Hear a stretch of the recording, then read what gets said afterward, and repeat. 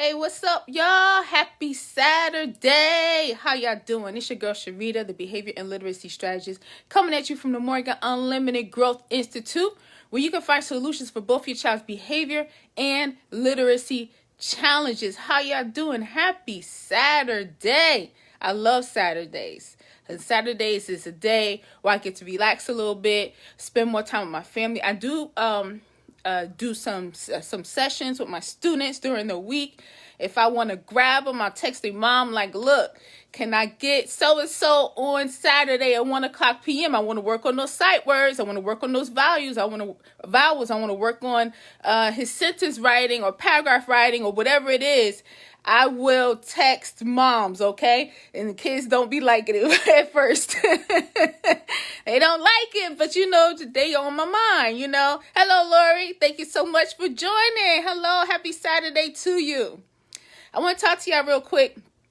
I just want to welcome new followers and say I'm very happy to meet you and for you to join our family, our team. We're just a bunch of moms here who, have amazing children, beautiful children who have some challenges, literacy challenges and behavior challenges, and we are working from home to improve our children's behavior and literacy from home.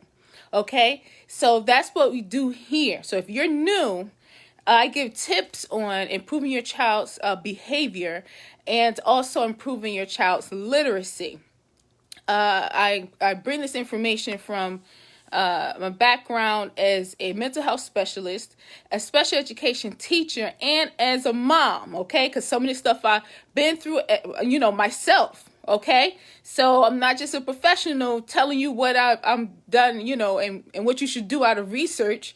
And making it, like it's generalized. I am very specific about this thing. It's very customized, okay? I am a mom, and I know what it feels like to be a mom and have an amazing child that you want to help get to the next level, okay? So I want to welcome you this Saturday. I'm very excited about today. It's going to be a little date night for me and my husband, and we do this pretty much every weekend. What does that mean? After kids go to bed, we do our own thing, okay? Every Saturday. So that's what's going down today.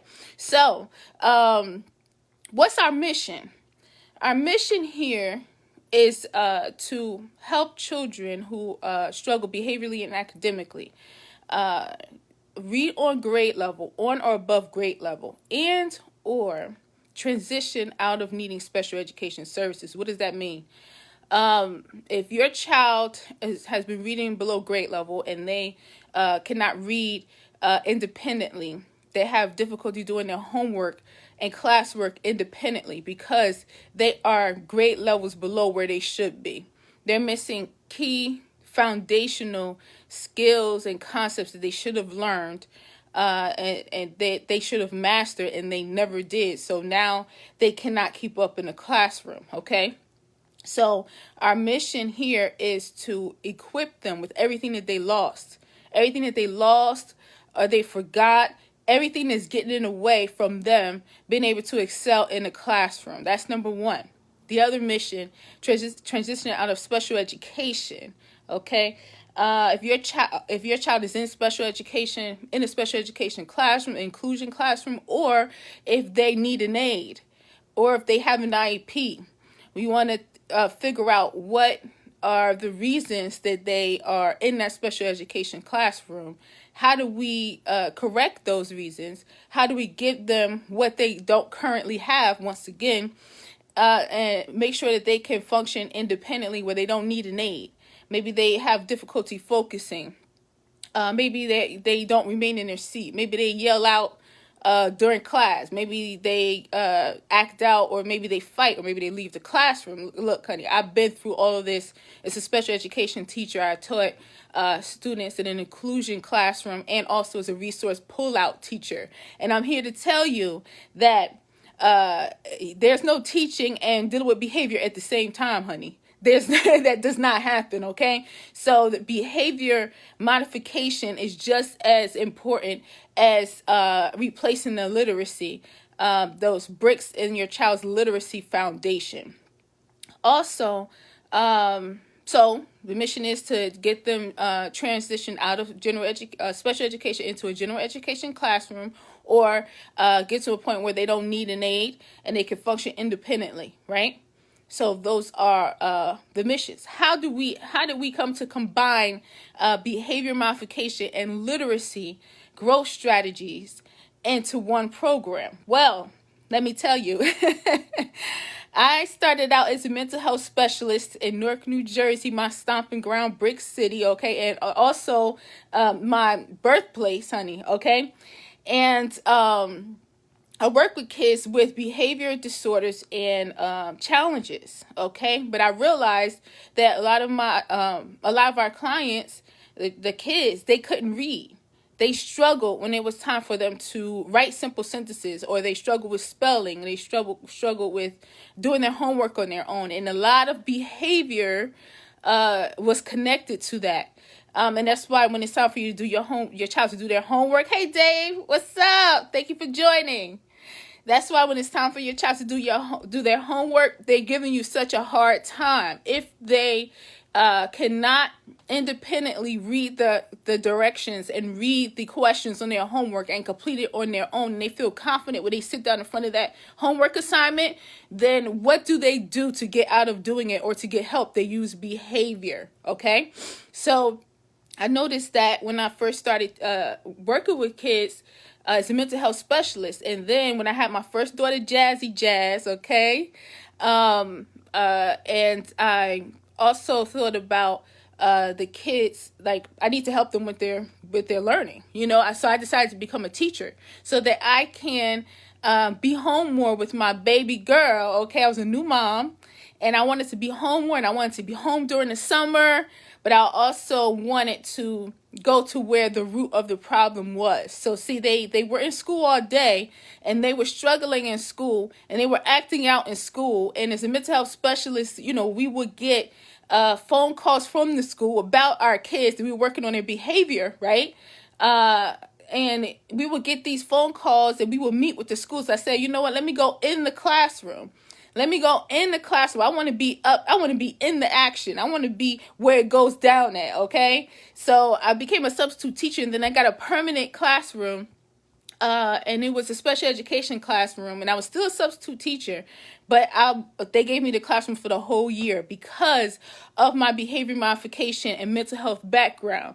And honey, I was so excited because it was my thing. It was a class, about 8 students, and it was a behavior disabled class. So I was in my element.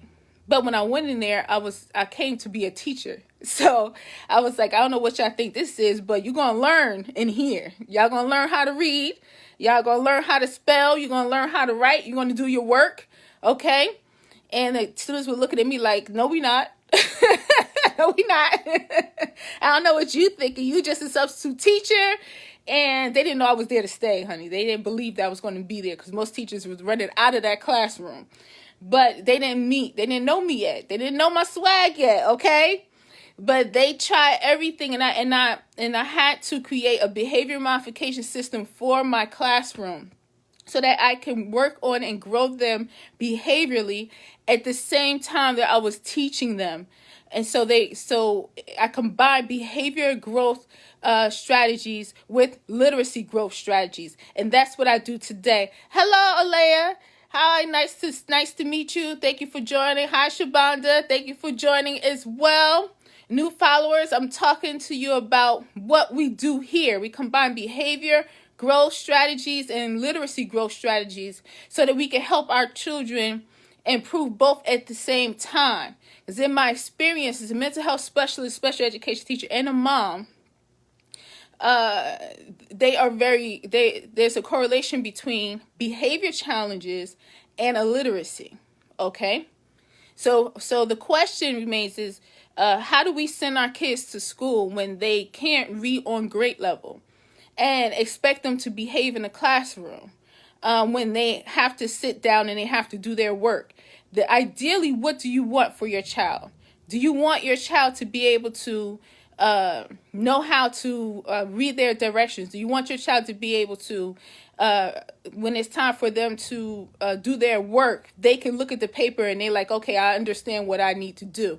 The fact of the matter is, if your child is sitting down, and even if the teacher taught it and they participated, right? Some kids really participate. They raise their hand. They participate in class.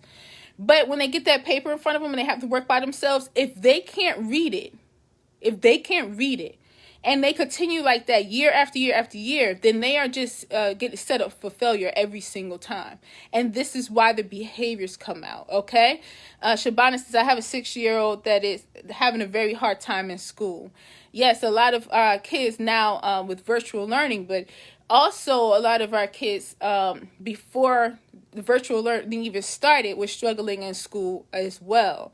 And the question, like I just said, Shabanda, is what do you want your 6-year-old to be able to accomplish? Like, imagine when it's time for your 6-year-old, your baby, to go to school. If it's virtual learning, what do you want your child to be able to do? Do you want your child to be able to sit down and pay attention to the teacher and do their work and be excited about learning and raising their hand like, oh, I know. Do you want that? If they go into school every day, if they're doing hybrid right now or in-person learning, do you want them to be able to sit down? I keep saying sit down, y'all. Okay, as a matter of fact, that's one of the things my students have to do to earn points in my program is remain seated, because that's a big one. And when our kids don't sit down and they're constantly fidgeting and blurting out and getting out of their seats, and it seems like they can't sit still by themselves for a period of time. They need a lot of maintenance and stuff.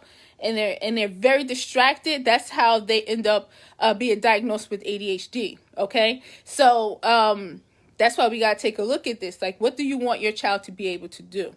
And when we focus on, hello, Famada, thank you for joining. Shabana said, yes, I do. Yes, honey, I understand.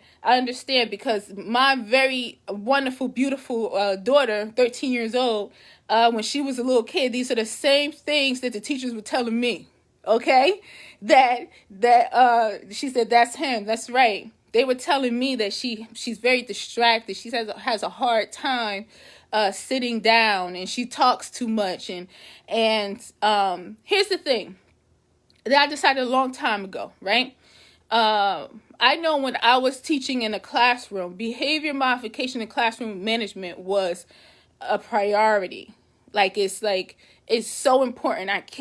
I wouldn't be able to teach unless I set up a system to where it ran itself. Okay? The kids knew what their expectations were. They knew what they had to do, right? But all teachers, I had a behavior modification background, y'all. I was a mental health specialist before I started teaching. All teachers don't have that training in school. So when our kids go to class, we have to think about the classroom is not a place for behavior. It really isn't. It's a place of learning. It's for learning, okay? And then the behavior is what the teachers have to figure out and do it. Now I make very customized action plans for my students' behaviors. Anything they say, I'm like the CIA. Anything I see, any behavior that's getting in the way of their academic success, we on it. And we developing a plan for it. Anything that I see that they're struggling with, when I look at their writing, when I hear them read, when I listen to them read, any small detail that I catch, are we making a plan for it, right? So teachers do that as far as learning, but they can't really do that as far as behavior. So I decided that it was my job as a mom, as my daughter's mom, to take care of these things at home. Develop an action plan for these things at home, so when she goes to the school, she's equipped for success, okay? And I believe that that's what is the game changer. That's the game changer right now. That right there is the game changer for how we're going to get our kids to do better in school. For our kids who are failing and having difficulties with behavior, they're in special education, they need an aid to function, right? And we're getting phone calls from school, we're in meetings, and year after year, it's still the same problem. I feel like that's unacceptable. I feel like that, if this is a problem in first grade, it shouldn't be a problem in second grade, and again in third grade, and then in fourth grade, because by the time your child gets to fourth grade and they've been having the same issues since they were in first grade, this is now a habit. This is now how they think that they are. This is how they function now. And we have to flip the script. We have to teach them new habits, teach them new ways to function. And we have to find out what they need as far as their literacy and replace everything that they lost or they never mastered. That is the formula for helping your child be able to read on grade level. If function on grade level and function independently in the classroom and at home. If your child is struggling with behavior and literacy at the same time, that is the magic formula, and that's what we do here. So that is our mission, and I am a fanatic about it, okay? A fanatic about my students and my program. It's the 12 Steps to Behavior and Literacy Success Tutoring and Coaching Program. Every month, we focus on a behavior growth theme and a literacy growth theme, plus customized coaching and teaching. I am a fanatic about my students accomplishing their behavior goals and their literacy goals. And then next, what is next? Let's go, okay? My students know. I will text them. I will tell them to text me. For my students who have cell phones, text moms to ask if I could grab them for an extra session, because we're going to work on this until it's done. And what's the real reason we're doing this, y'all?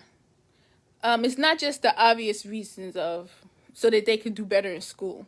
It's not just the obvious reasons of so they could have a better life when they become adults. It's what is going on with our kids right now. I haven't met a child yet with behavior problems and difficulties when it came to reading who felt good about themselves. I haven't met a child yet, and I've been in conversations with children about their reading, and when they wanted to quit, when it was tough, when they didn't believe that they can do it, right? And I've had conversations with children and seen them break down and cry and be embarrassed and look away because they just having such a hard time. That right there is the reason that I do what I do. That is the reason. A lot of kids, yes, absolutely, Shabanda, I will inbox you. A lot of kids put on what I call the mask, right? They wear a mask every day. And they can hide how bad they feel about the fact that they can't read. And until it's time for them to read. Okay? And like I said, how do children communicate? Children communicate with behavior. They're not going to be able to articulate for you. Some of the older ones can. And then some of the older ones can't as well. But they're not going to be able to articulate for you exactly how it makes them feel when they have to read this word. When especially aloud, especially if it's hard, especially if they feel like they should read it, okay? And it comes out in the way that they act. They have avoidance behaviors. What are avoidance behaviors? They actually use the bathroom. That's a good one. When I do consultations with parents and I meet with the kids, I do a phone consultation first with moms, and then I meet with them and their child, and then their child separately, so that I can give them some literacy tasks to do and observe their work. I want to see what's missing, right? That's big for me. And also, I want to see how they perform when they're doing their work. And I'm telling you, when I'm doing these consultations, if the child feels good about what they're doing, if they can do the task, at the moment they're focused, they're doing it. As soon as I give them something that they can't do, I got to use the bathroom, or dropping a pencil, or asking me a lot of questions before, and they can't use the bathroom, okay? Okay, they can't go use the bathroom. They can't go have to do all that stuff before they get started. Or I say, in a minute, just do this, right? To keep them focused on tasks. And that's when they start to look frustrated. They look upset. They're trying their best to get away from this spelling activity that I'm about to. As soon as I say, I'm going to give you some words to spell, they're done. They're done. Okay, so that's only for a short while with me during the consultation in the beginning. But how do you think they feel in the classroom when they go every day? And it's not just them, it's a bunch of kids. Nobody's really focusing on their shortcomings that they're trying to hide, right? How do you think they feel in the classroom? Okay, So that's why I do what I do. And that's our mission here. And in my coaching program, my students in the beginning, they run and they try not to be on the sessions, and they use all these tactics to get out of doing it until I start to teach them my strategies. When I start to teach them the strategies to spell words with more than 2 syllables, or how to read each word. And let me tell you, honey, we can't read past a word that they don't know, and they just say whatever and keep it moving. And I never read for them. I never tell them what the word is. I coach them through it. That stuff is hard at first and they run. But once they get these strategies down, they're good.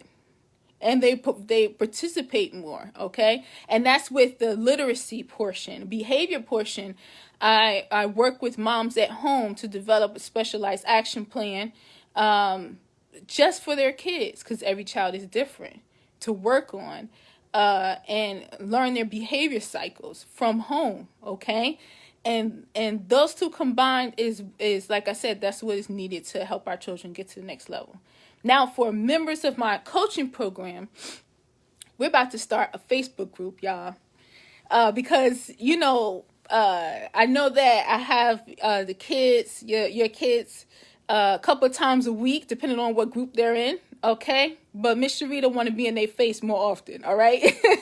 I want them to see me. I want them to hear my voice. I know sometimes you'll get a text from me, and I'll text you and them at the same time, or sometimes I'll send an audio message so they can hear. I want them to see me more often, honey. So I'm gonna start inviting y'all to join a Facebook group, and while we're in that group, we're gonna be focusing on progress. I'm gonna be shouting out whichever of my students, whoever achieved something, whoever changed something in their behavior, any improvement I noticed. I'm going to be shouting out who's been showing the most leadership out of all my students in all the groups, okay? Who's been on time for every session. And I say 15 minutes early is on time, okay? And who's made improvements. Like, I'm going to be shouting out everybody, and then I'm also going to be giving you more tips and helping you solve problems as you do your weekly point sheets, and let me know the struggles that you ain't having at home. I'm going to get on live in the group, and I'm going to be talking about the specific issues that a couple of moms are having, so that you can solve them even quicker in real time. I know that a lot of you have seen improvement already, and some of you are new, and we're working into the program. But I love progress, and I love it to happen fast. So I'm going to send this video to you by email and by text. And make sure, if you're not already following, that you click on that follow button and that like button. And then I'm going to invite you to the group. And it's going down like James Brown, okay? That's how I be talking about it. My students be laughing at me. All right? And my 13-year-old Jazzy Jazz, she think I'm funny and corny at the same time, y'all. She be trying to play me. All right? She be acting like I'm not funny, but the girl be laughing at me, all right? It's going down. It's going to be all the way live in there. And you can, of course, comment and like. Also, I'll be doing videos just for the kids, because I got it, like I said, Miss Sharita going to be kicking that flavor in their ear, and they're going to be hearing from me more often, all right? So make sure you click on that like and follow button, because it's going down, okay? All right. So those are the things. I have so many things I've been thinking about, y'all, that I want to talk to y'all about. I'm going to have to get back on here in lives. I have some more tips that I want to share with you, especially now that the kids are going back to school. Okay. A couple of my students in my program started going back to school, and we've been working on how they show up prepared for our sessions, showing up prepared, and making sure that the camera is ready and on, and the way they sit upright. Because I know with virtual learning, a lot of students be laying down in the bed and chilling out and balancing their pillow on their feet, or getting up to leave and go to the bathroom, you know what I'm saying? And all kind of different things, and need moms to be on them and make them sit there and pay attention, or mom's actually there during class, right? And I've been working with my students on them functioning independently. They're responsible for logging in and logging in on time. They're responsible for remaining seated and focused. None of that mute in the session, y'all. I don't play that, because I always ask them, I say, you going to be able to mute when you're in class? No, don't unmute. Just make sure that you're in a quiet area, and make sure you're quiet when you're supposed to be, okay? Turning the video off, none of that either, okay? So I've been hard on them. I've been making sure, and they have to do that in order to earn their points, because we have to get our kids ready for going back to school. They have to sit in a chair, honey. They have to sit in a chair. They have to pay attention to the teacher. They have to participate when they're supposed to, but they also have to be quiet and work independently. And my students will be working on their focus stamina. What is that? How long they can focus on a task without becoming distracted by their environment or inviting distractions into their space. Okay, so we've been working on those things. So now it's real. It's here. Kids are going back to school. Some of y'all moms are keeping kids at home, right? But some moms are sending their kids back to school. We have to make sure they are equipped to do so. Before I get out of here, I want to tell you about the 3 things for our new followers to keep in mind when it comes to your child's behavior. This is a guide that I've been telling my members, my followers for a long time. There are 3 things that you need to remember about negative behavior.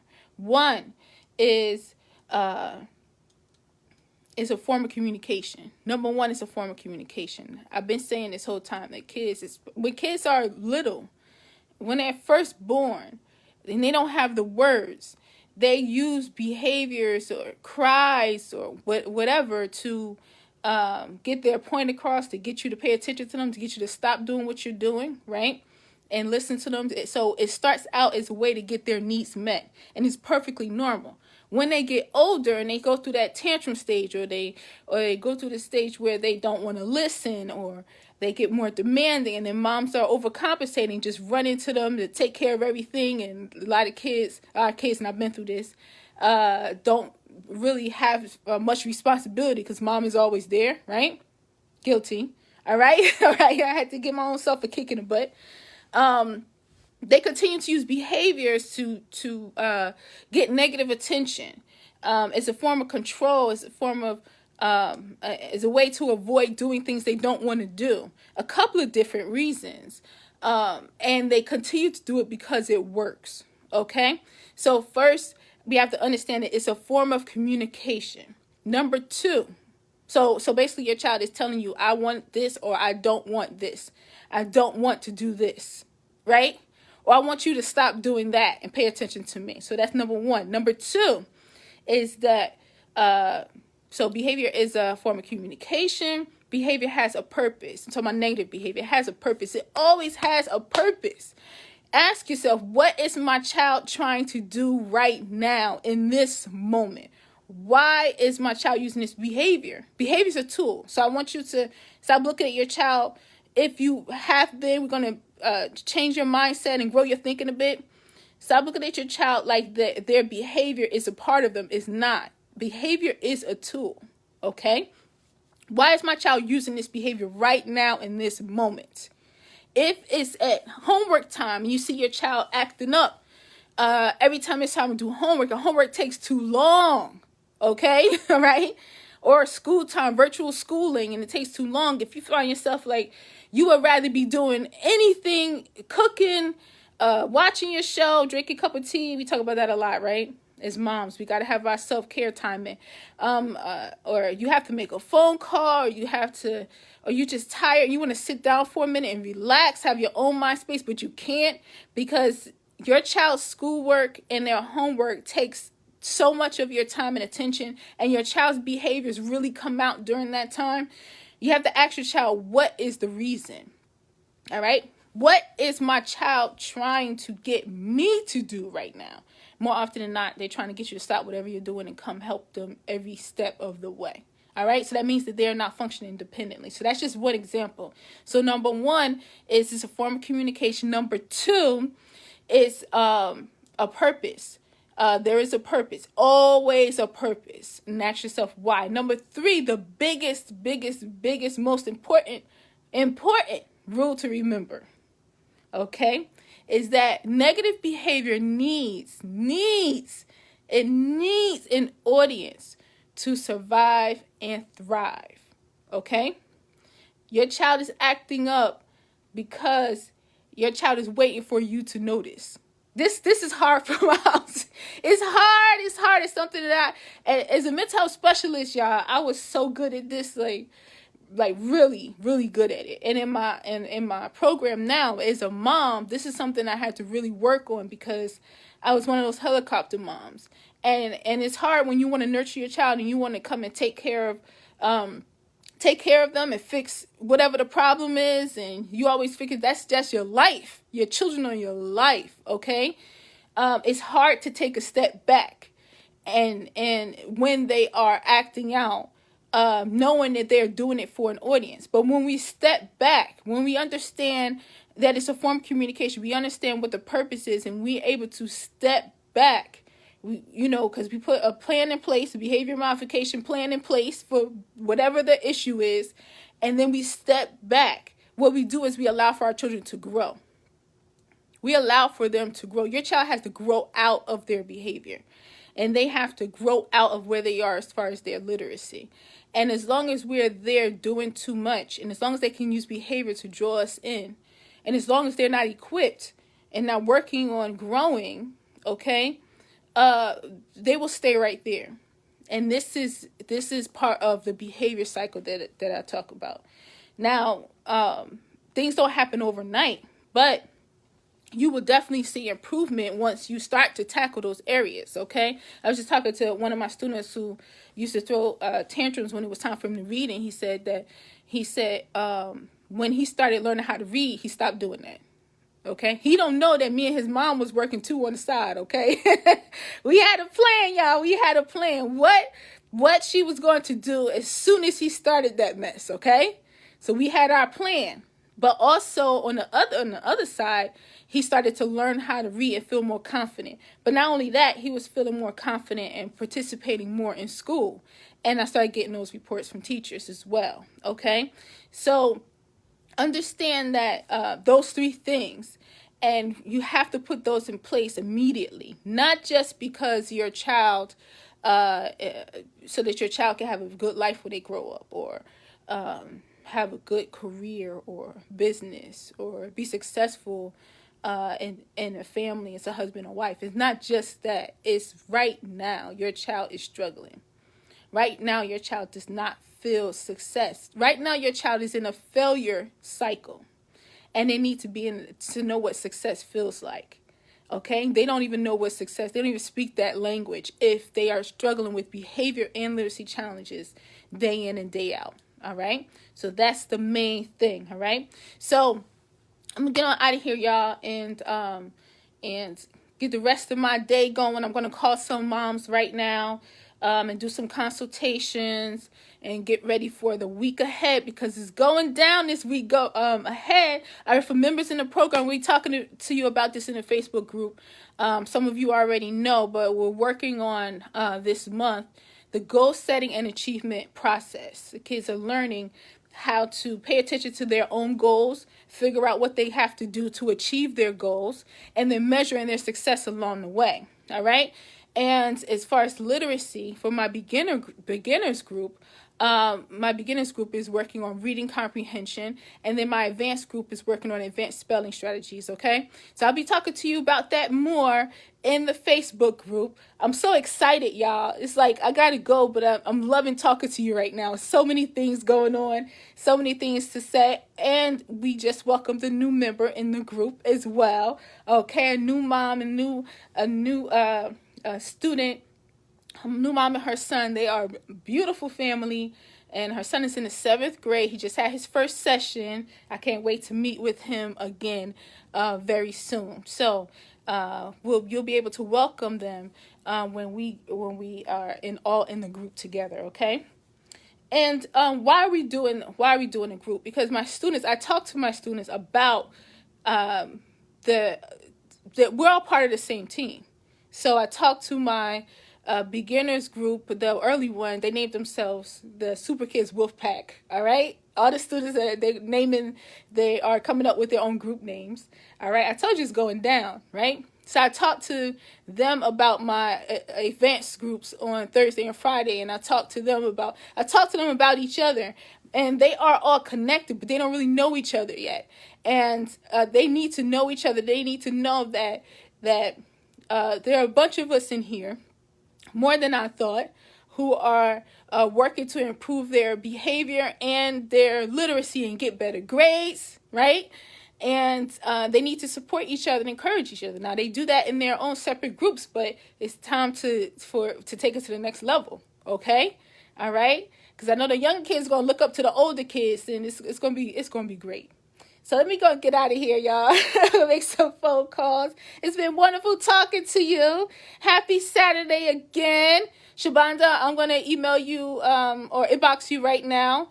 My phone number, so you can give me a call and stuff, and we can chat, okay? I got you. I got your back, all right? All right, so once again, welcome new followers. We talked about the mission here to help our children read and function on or above grade level, and or transition out of special education, needing special education services. I talked about the new Facebook group that's going down. So if you're already in my program, make sure you click like and share, because I'm coming for you. I'm going to send you an invitation so you can come, y'all, and it's going to be all the way live in there, right? All right. So let's get it going. Let's have a wonderful Saturday. I'll probably be back maybe later on tonight to give y'all some tips on some things, or tomorrow. You know, I can't go too long without talking to y'all. All right. And just enjoy the rest of the weekend. Okay. Believe in yourself. Believe in yourself. Believe in your child. And always remember, y'all, that growth is unlimited. Peace.